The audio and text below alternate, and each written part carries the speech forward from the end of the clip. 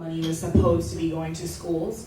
And there is nothing that makes me more frustrated than our children not getting the resources that are owed to them. And so I wonder what you know about if any of that excess money is actually getting to them, and if so, what kind of proportion comparative to what it is supposed to be. So we asked the state for any instances where the excess revenue had been reported and a check had been sent. And the way that it's set is for anything over 30% to go to the schools. So if you have 50%, the extra 20% goes to the schools in your county.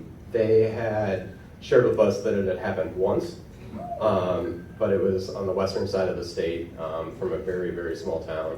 But there was no instances they had recorded from the St. Louis area. And how long has that law been on the books? I know that it was just changed over the course of the past year and a half, so it's probably about that long, but before that in some form. Thomas, do you know years before that? I thought it was 97, but I'm not Yeah. You said 100% sure. 1997. And, yeah, it's been modified since. Okay, thank you. And my other question is for Professor Quinn.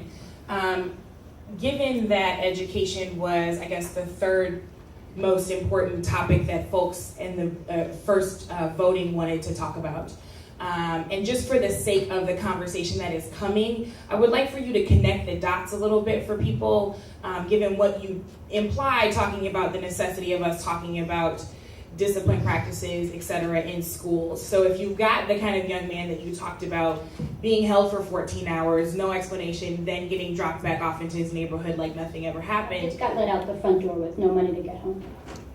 Thank you for that correction, an important one. No, that's an important correction, do not apologize. So then what are our children carrying with them into school when those kinds of things are happening to them? I mean, I think you've hit it on the head. I mean, only in recent years, I think, have we paid enough attention to trauma and its impact on young people and trauma-informed practices then being used in our courts. Instead, what we have in the municipal court system is a trauma-imposing system. It is not at all concerned with harm reduction or the like to these young people. And absolutely, I think the kids go into school, they talk to their teachers about these issues. I've had teachers call me in the city saying, 17-year-old's been picked up, we don't know where he is, and the two of us hopped in my car and went to go look for this kid. They're out of school. There are issues of education and educational services for young people while they're incarcerated. I mean, I don't want to overstate it, right, because the cap in municipal court is 90 days in jail, and I haven't had kids in for many, many, many days, but enough that they've missed school and they're behind, and they're surely not getting those services while in our local jails. In fact, across the state, it's a somewhat separate issue, but young people who are charged as adults, if they're sitting in our jails, they will get no educational services for weeks, months, and sometimes years until they are sent to state prison. Thank you. Can I sorry. Yes. I just wanted to say it's something that it's not directly impacting the children, but the way we've seen in the representation of homeless folks is at some point on their path to homelessness, many of them are arrested on one of these warrants and held in jail. They end up losing their housing, which of course loses the housing for children as well, right? So in the middle of an academic year, they're trying to change school districts, which we all know disrupts your education and has a direct impact on it. So it's not always the case that you know these courts are a factor in the creation of homelessness, but certainly that disruption, if people lose their housing, is going to destroy people's educational opportunities as well. Thank you very much for making sure that's represented. Thank you. I have a question. You said that for municipalities that are out of compliance and municipalities that haven't reported, that there's a process in place to dismantle it and unauthorized. How does that work? What needs to happen to say this municipal court can no longer function this way or at all? So when they fail to report is when the municipal courts lose their jurisdiction under the law.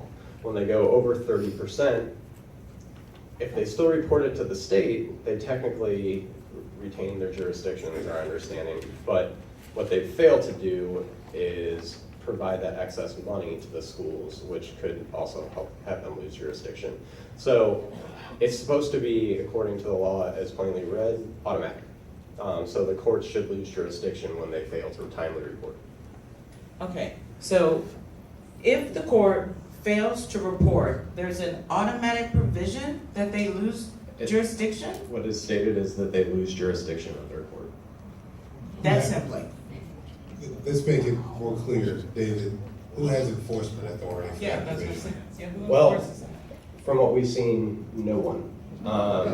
So I unfairly asked you that question. I should have asked one of the lawyers here. Well, You are a lawyer? yes, but what, I'm not asking, so I'm being clear, I'm not asking you who's doing it. right. I'm asking you who has authority to do it.